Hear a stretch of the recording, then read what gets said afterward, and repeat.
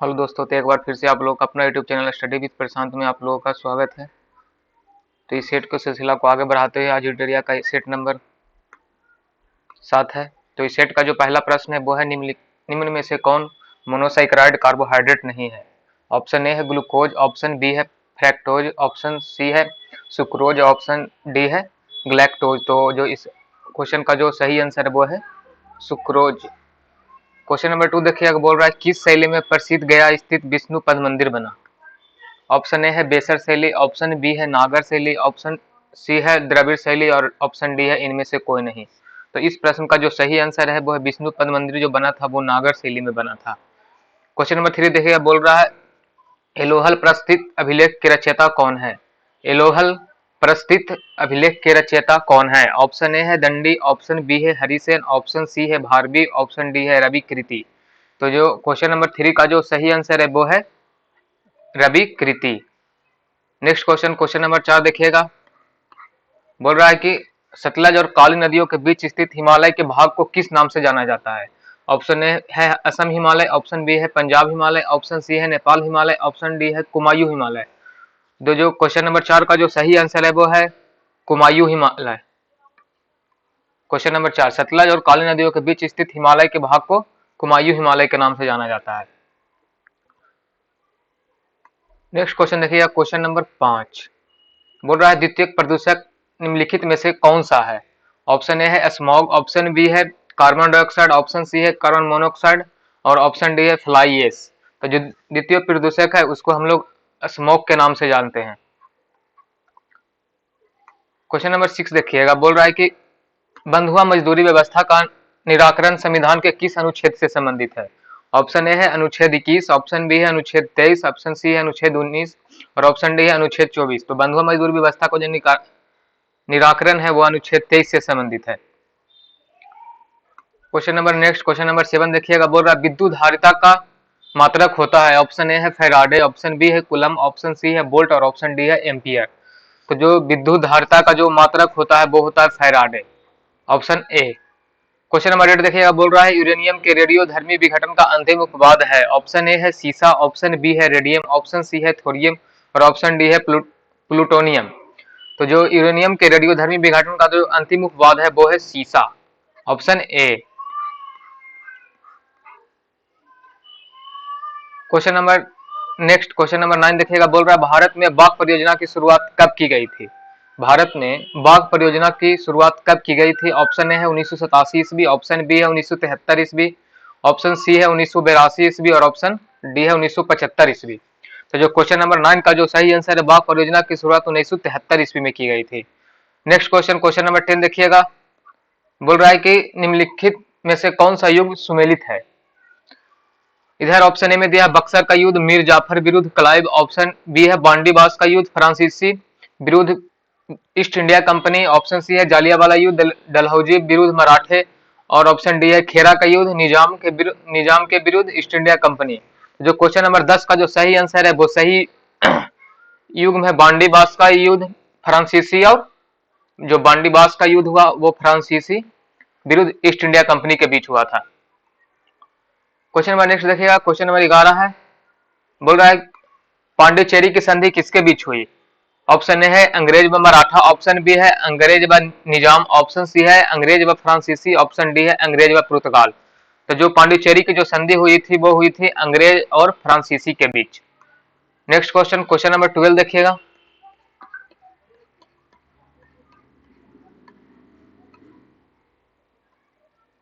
Question number 12 है the economic history of India में धन के निष्कासन के सिद्धांत की व्याख्या की गई इस पुस्तक के लेखक कौन है। ऑप्शन ए है दादा भाई नौरोजी, ऑप्शन बी है बिपिन चंद्र पाल, ऑप्शन सी है रमेश चंद्र दत्त, ऑप्शन डी है बिमोश चंद्र बनर्जी।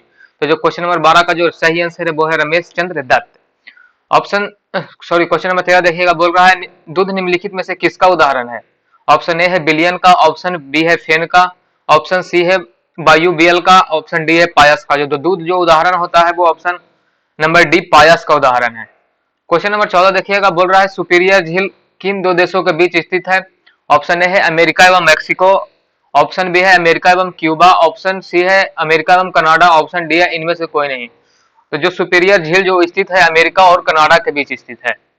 क्वेश्चन नंबर 15 देखिएगा, बोल रहा है जीडीपी का आंकड़ा कौन जारी करता है? ऑप्शन ए है आरबीआई, ऑप्शन बी है नीति आयोग, ऑप्शन सी है एनएसएसओ और ऑप्शन डी है वित्त सचिव। तो जो जीडीपी का जो आंकड़ा जारी करता है वो करता है एनएसएसओ। क्वेश्चन नंबर 16 देखिएगा, बोल रहा है इनमें से कौन सा पौधा नाइट्रोजन स्थिरीकरण में सहायक नहीं है? ऑप्शन ए है चना, ऑप्शन बी है मटर, ऑप्शन सी है सेम, ऑप्शन बी है धान। तो जो क्वेश्चन नंबर 16 का जो सही आंसर है वो है धान। धान का जो पौधा होता है नाइट्रोजन स्थिरीकरण में सहायक नहीं होता है।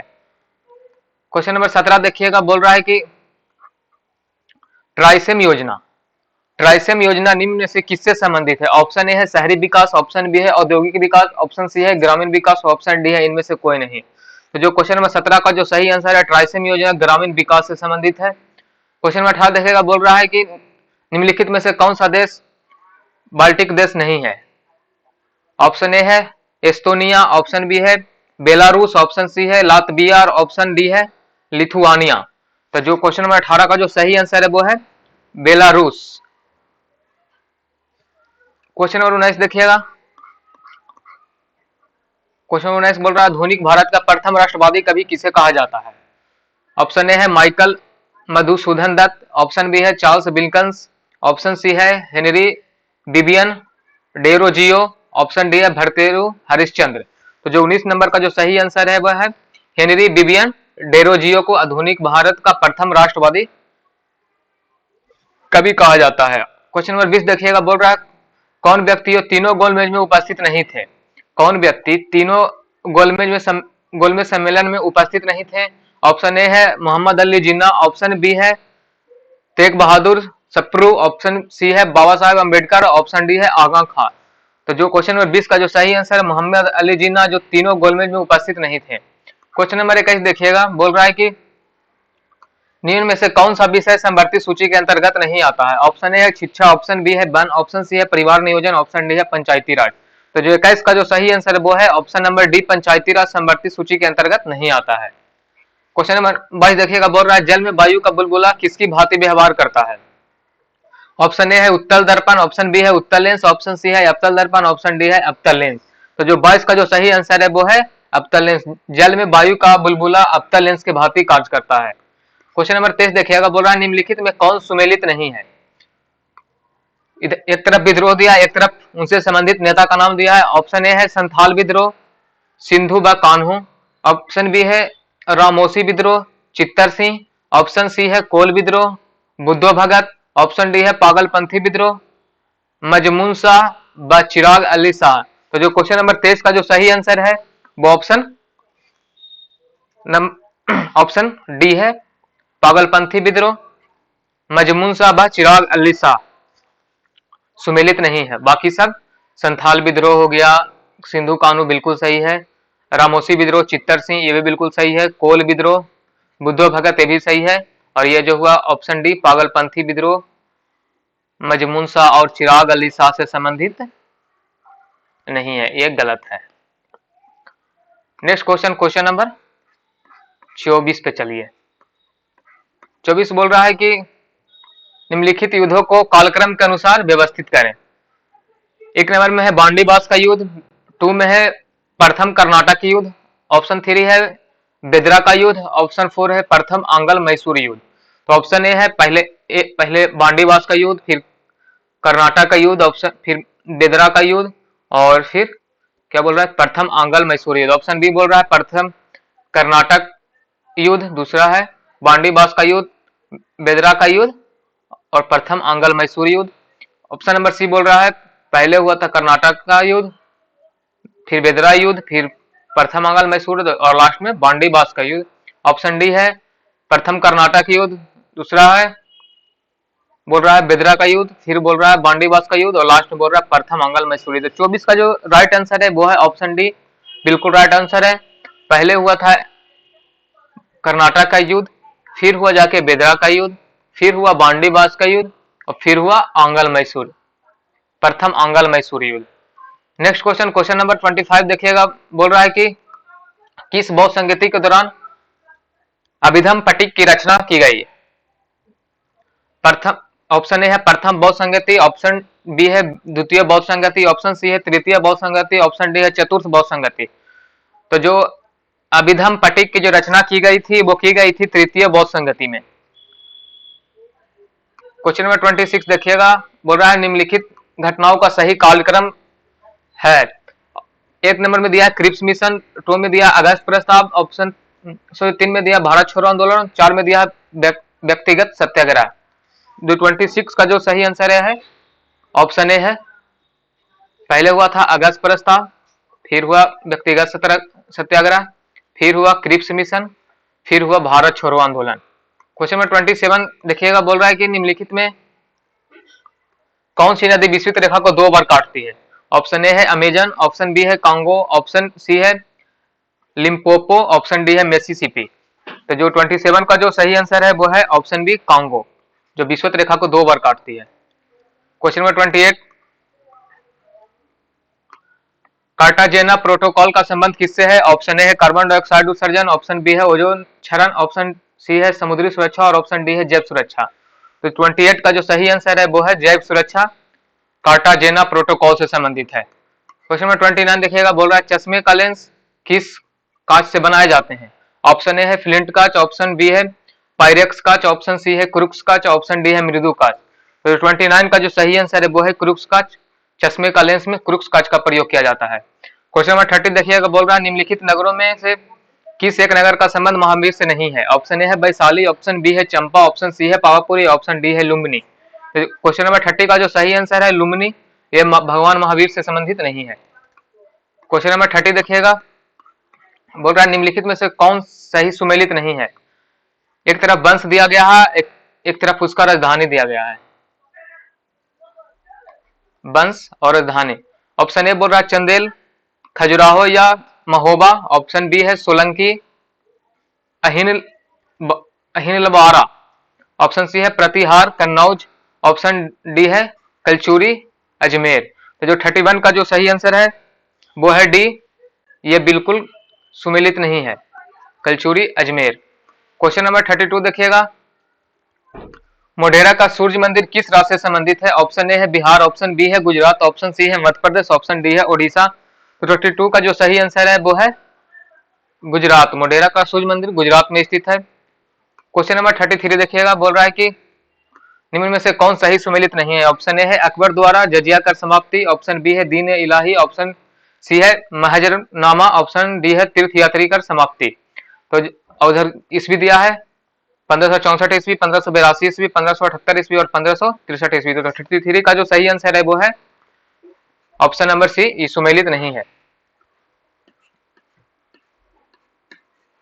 क्वेश्चन नंबर 34,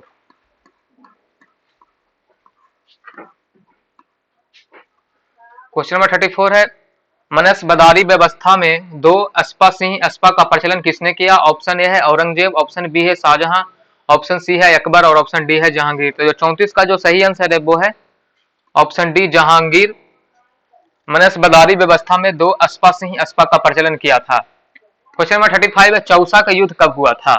ऑप्शन ए है 1563 ईस्वी, ऑप्शन बी है 1538 ईस्वी, ऑप्शन सी है 1539 ईस्वी और ऑप्शन डी है 1541 ईस्वी। तो जो 35 का जो सही आंसर है वो है ऑप्शन सी है 1539 ईस्वी।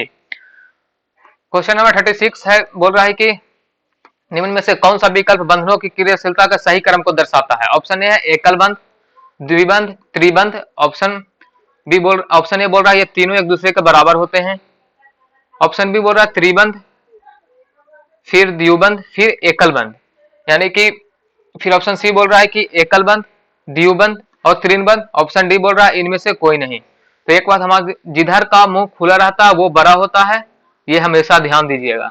यानी जैसे 4 और 2 इसको लिखना होगा तो इधर लिखेंगे क्योंकि जिधर का ये मुंह खुला रहेगा उधर का बड़ा होता है। तो ये बोल रहा है त्रिबंध से बड़ा द्विबंध और द्विबंध से बड़ा एकल बंध, ये बोल रहा है एकल बंध से बड़ा द्विबंध और द्विबंध से बड़ा त्रिबंध। तो जो 36 का जो सही आंसर है वो है option number C. Question number 37 बोल रहा है कि निम्न में से किस अंग में आवश्यकता से अधिक शर्करा या कार्बोहाइड्रेट ग्लाइकोजन के रूप में संचित रहता है। ऑप्शन ए है हृदय, ऑप्शन बी है फेफड़ा, ऑप्शन सी है यकृत और ऑप्शन डी है वृक्क। जो 37 का जो सही आंसर है वो है यकृत में शर्करा या कार्बोहाइड्रेट ग्लाइकोजन के रूप में संचित होता है। क्वेश्चन नंबर 38 देखिएगा, बोल रहा है किस योजना काल में 14 बैंकों का राष्ट्रीयकरण किया गया था? ऑप्शन ए है तीसरी, ऑप्शन बी है चौथी, ऑप्शन सी है पांचवी, ऑप्शन सी डी है छठी। तो 38 का जो सही आंसर है वो है चौथी। क्वेश्चन नंबर 39 देखिएगा, जिन वस्तुओं का उपयोग साथ साथ किया जाए उन्हें कहा जाता है? ऑप्शन ए है पूरक वस्तुएं, ऑप्शन बी है स्थान पत्र वस्तुएं, ऑप्शन सी है संयुक्त वस्तुएं, ऑप्शन डी है जटिल वस्तुएं। तो 39 का जो सही आंसर है वो है पूरक वस्तुएं। पूरक वस्तुएं का उपयोग साथ साथ किया जाता है। ऑप्शन क्वेश्चन नंबर 40 है। क्वेश्चन नंबर 40 बोल रहा है भारतीय मानक समय रेखा किस राज्य से होकर नहीं गुजरती है? ऑप्शन ए है आंध्र प्रदेश, ऑप्शन बी है उत्तर प्रदेश, ऑप्शन सी है छत्तीसगढ़, ऑप्शन डी है हिमाचल प्रदेश। तो 40 का जो सही आंसर है वो है हिमाचल प्रदेश से भारतीय मानक रेखा नहीं गुजरती है। क्वेश्चन नंबर 41 देखिएगा, बोल रहा है निम्नलिखित में से कौन सुमेलित नहीं है? ऑप्शन ए है चांगला जम्मू कश्मीर, ऑप्शन बी है सिपकीला हिमाचल प्रदेश, ऑप्शन सी है बामडीला उत्तराखंड और ऑप्शन डी है नाथुला सिक्किम। इस एक दर्रा का नाम दिया गया है और इधर राज्य का नाम है। तो इसमें से जो सुमेलित नहीं है वो है ऑप्शन सी बामडीला उत्तराखंड में नहीं है। बाकी सभी चांगला भी जम्मू कश्मीर में है, सिपकीला दर्रा हिमाचल प्रदेश में, नाथुला दर्रा सिक्किम में है, जो बिल्कुल सही है। क्वेश्चन नंबर 42 देखिएगा, बोल रहा है कि भारत में पश्चिमी तट की अपेक्षा पूर्वी तट पर चावल की पैदावार अधिक क्यों होती है? ऑप्शन ए है पूर्वी घाट में पश्चिमी घाट से अधिक वर्षा होती है, ऑप्शन बी है पूर्वी तट पश्चिमी तट से अधिक संकीर्ण है, ऑप्शन सी है पूर्वी तट पर काली मिट्टी की अधिकता है और ऑप्शन डी है पूर्वी तट पश्चिमी तट से चौड़ी तथा डेल्टा क्षेत्र है। तो 42 का जो सही आंसर है वो है ऑप्शन डी, पूर्वी तट पश्चिमी तट से चौड़ी तथा डेल्टा क्षेत्र है, जिसके कारण भारत में पश्चिमी तट की अपेक्षा पूर्वी तट पर चावल की पैदावार अधिक होती है। क्वेश्चन नंबर 43 देखिएगा, बोल रहा है